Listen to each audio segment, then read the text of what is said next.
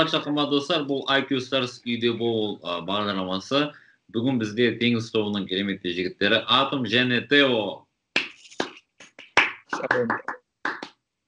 Жігіттер карантинде өтіп жатыр. Бір адамнан жауап берейік. Тео, давай, сен бастай ғой. Карантин, как обычно, үйде. Үйде бос отқан жоқпыз енді. Неме айналысасың? Үйдің ішінде еңбектеніп жатырмын. Пока что. Өлеңдер, спорт үйде. Осы екеуімен. Фильм деген сияқты ары қарай кете береді. Дұрыс. Атом, сенде? Менікі сол сабақ, жатыс, кино, үйдің тірлігі, короче. Ойын декеш. Самое главное. Самое главное, үйде болу. Біз сияқты үйде болу шоу демекші. Қымбат достар, ендеше мен сендерге 20 сұрақ қоям. Кім көп жауап береді, сол задание береді ұтылған адамға. Задание должно быть мощное, жесткое. Сендер дайын болсаңдар, ендеше мен сұрағымды қоюға кеттім. Сәл арырақ отырайық, жігіттер. Ары отырмы? Или ары отырған жоқпын ба? Желательно қатты жақындамаңдар. Тео, жақындап кетесің. Қатты. Осы позиция. Сөз кеттік ендеше. Сұрақ. Bir күнде неше минут бар? 24. 24 сағат. Bir күнде неше минут бар? 365. Жоқ. Кәс. 1400 кәс. Қалай ойланады ба ана? Дұрыс жауап жоқ болсан, онда мен айтайын, ешкімге баласып келмеймін. 1440 жігіттер. Ничего страшного, ешкімге баласып келмейді. Арға жауапымыз келеді. Математикадан жоқпын мен вообще. Калькулятор дауа керек еді қалта. Келесі сұрақ. Ең жеңіл газ. Ең жеңіл газ? Ауа. Азот? Жоқ. Газдың түр-түрі бола ма не? Ең жеңіл газ. Нечес? Ойланайық. Мен білмеймін бұны. Ең жеңіл газ? Жауап бар ма? Газ. Жауап жоқ болса, үйтіп қиналмақ қойық, ағайын. Үйдің газы бар. Адамның газы бар. Ендеше мен дұрыс жауап берейін. Ең жеңіл газ ол сутек. Ешкімге бал. Сутек. Арға жалыстырамыз. Кез келген санның 0 дәрежесі нешеге тең болады? 0-ге? Жоқ, 0-ге емес. 2-ге, 3-ге, 4-ге, 5-ге. Мен математикадан жоқпын. Совсем кетіп қалдың? Совсем кетіп қалдың. Совсем кетіп, 1-ге ма? Дұрыс, 1-ге. Артымде 1 дедің, саған 1 ұпай. Жалғастырамыз. 1-де 0. Жерді сипаттау сөзін ежелгі грек тіліне аударыңыз. География де. Әрине география. Дұрыс, Тео. 1-де 1. Келесі сұрақ. Аз и я шығармасының авторы кім? Қалай? Аз и я. Аз и я. Аз и я. Яғни Азия деп айтуға да болады. Аз и я ол қазақ қой да? Авторы біздің қазақ ағамыз. Керемет авторлардың бірі. Олжас Сүлейменов. Дұрыс, Тео. Олжас Сүлейменов. 2-де 1. Мықты. 7 жарғы деген не? Жеті жарғы деген заң. Қай жердің заңы бұл? Жеті жарғы кімдікі ғой? Кім еді? Тыдан келеді.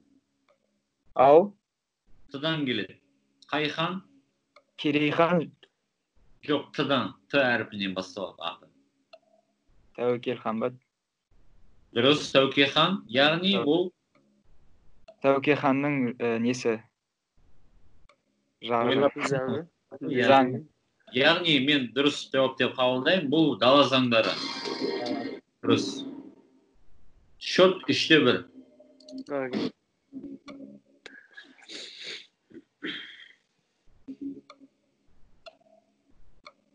Saturday. Аптаның қай күні?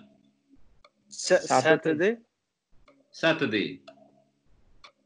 Вторник па? Бірінші күні. Жоқ. Сейсенбі. Среда. Четверг. Бірінші күні емес па? Жоқ, ол Monday ғой. Monday. Sunday. Пятница. Суббота. Жоқ, пятница емес. Суббота, сенбі. Да, воскресенье. Дұрыс, сенбі.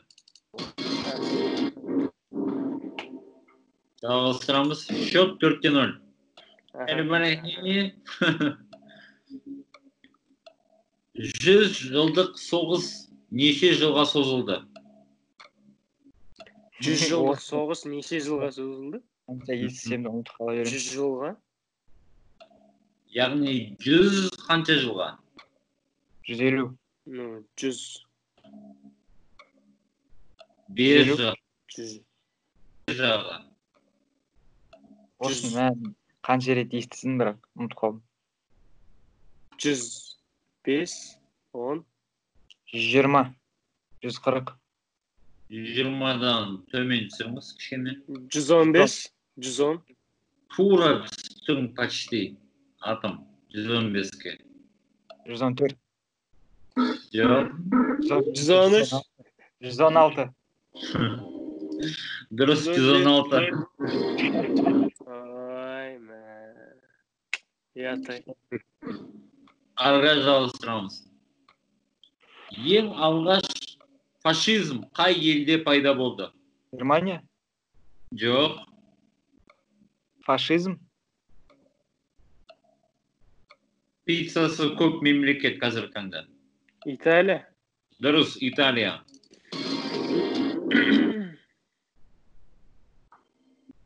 Счет 5-2. Яғни Италия Бенито Муссолини. Кеттік. Бұл киноны бәріңіз көрген шығарсыздар деген ойдам. Бриллиантовая рука фильмдегі басты рөлді сомдаған актердің аты кім? Бриллиантовая рука? Мен де көрмедім бұл фильмді. Операция И, Бриллиантовая рука. Ойнаған Никулин? Дұрыс, Юрий Никулин. Мен көрмедім бұл фильмді. Операция Иді білем мен.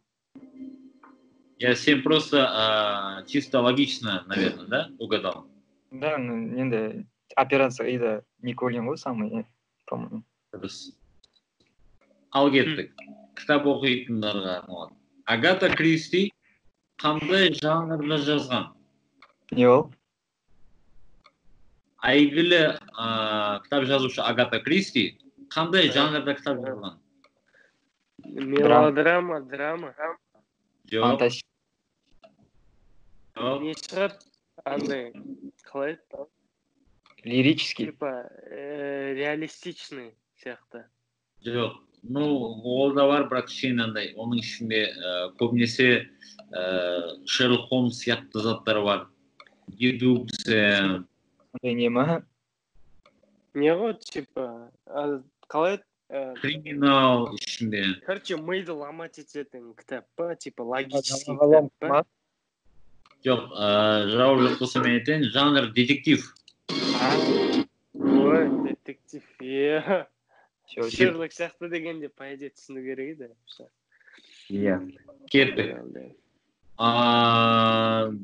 Криштиану Роналдоны жақсы көретін адамдар бар шығар? Конечно. Отыр ғой, отыр ғой. Да. Ендеше бұл кісі жауап беру керек. Португалияның астанасы. Лиссабон. Әрине дұрыс. Молодец. Криштиану ағаң бір төсекте деп аударған шығар.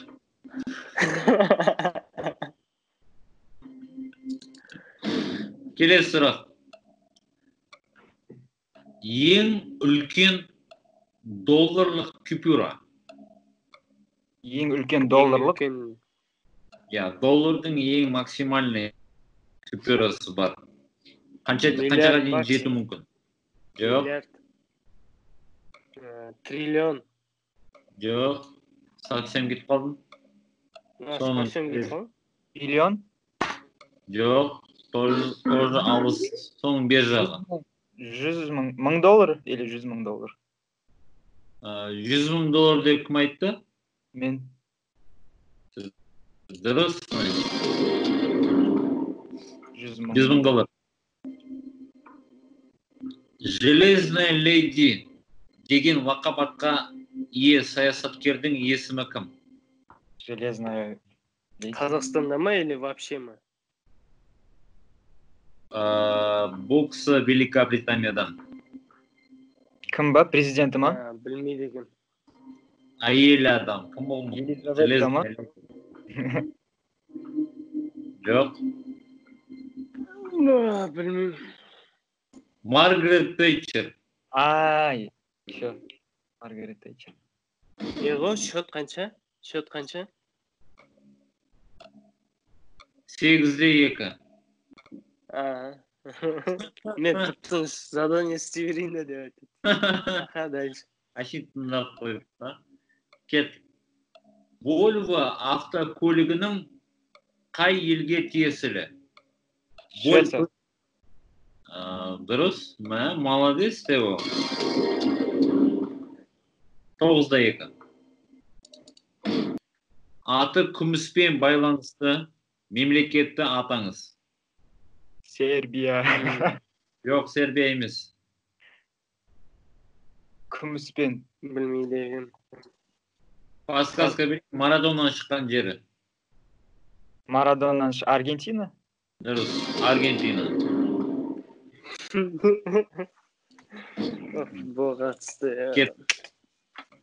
Однажды в Голливуде фильмнің режиссері кім?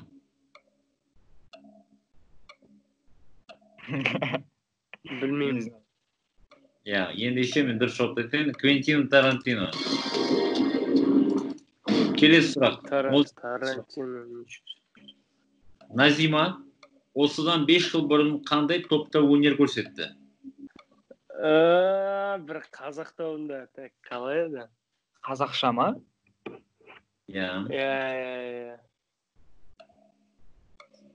Мөлдір Әуелбекованың тобында емес па?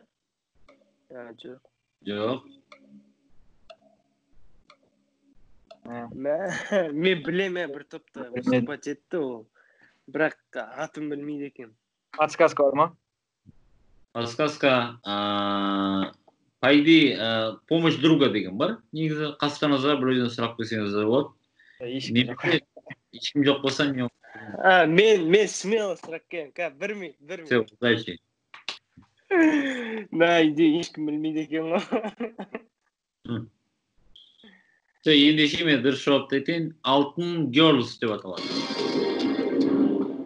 Айтайын, білмейді екен. 19-шы сұрақ, кеттік. Nike One тобының тұңғышы кім? Әлем. Дұрыс, Әлем. 20-шы сұрақ. Mad Men тобының атауы қандай мағына береді? Безумный. Бұзық. Безумный, да. Бұзық балалар ма,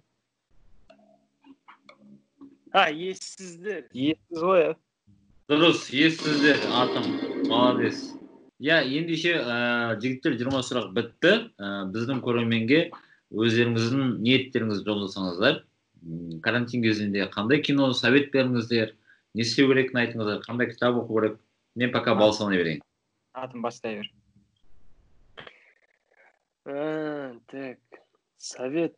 Сол үйде отырыңыздар. Далаға шықсаңыздар да маска киіп, антисептик қолданып, ал үйде іш пыспау үшін, мектепте оқитын студенттер оларға сабақтарын істеп, сосын мен жақында осы қандай бір фильм көргем, раздражение деген. Сол кино қараңыздаршы, вообще прям фильм ана. Сол өздеріңіз күтіңіздер. Самый главный денсаулық ең бастысы. Сол. Мен де сол айтарым, үйде отырыңыздар, көбінесе отбасыларыңызға көңіл бөліңіздер, бірге болып, уақыт бар кезде. Сол сақтанып жүріңіздер. Главное, үйде отырып, үйдегі жұмыстарыңызды істеп, бітіретін жұмыстарыңыз болса, ертеңге қалдырмай. Сол фильм көріңіздер, мотивирующий фильм көріңіздер. Дұрыс. Рахмет, жігіттер. Ендеше мен опай сандарын айтайын. Түсінікті ғой бәрі. Түсінікті ғой бәрі. Атым. Қанша? 3 опай. Менде қалай 3, менде 4 қой. Ой, 3. Дұрыс батсы. Жо, менде 4 па, 5 па болды, отвечаю. Айналайын. Давайте. Ең көп опай жинаған 11 опай бізде Тео. Тео. Ал Тео ендеше задание бере ғой. Мен момент заданиямен қазір. Ойланайық. Не істеу керек бұл кісі?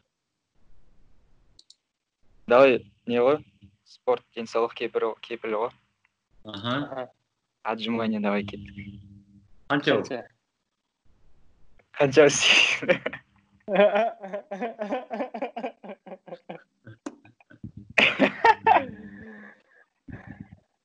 Қанша? Максимально 20 дейміз ба? 20 дейміз ба? Максимально давай. 20. Максимально.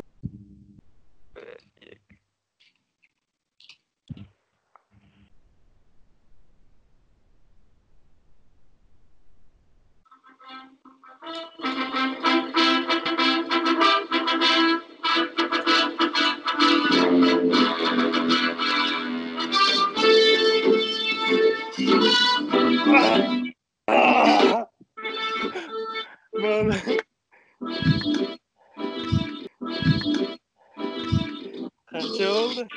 Красавчик. Максим. Молодец. Атом, молодец. Қанша болды, қанша? 27 болды.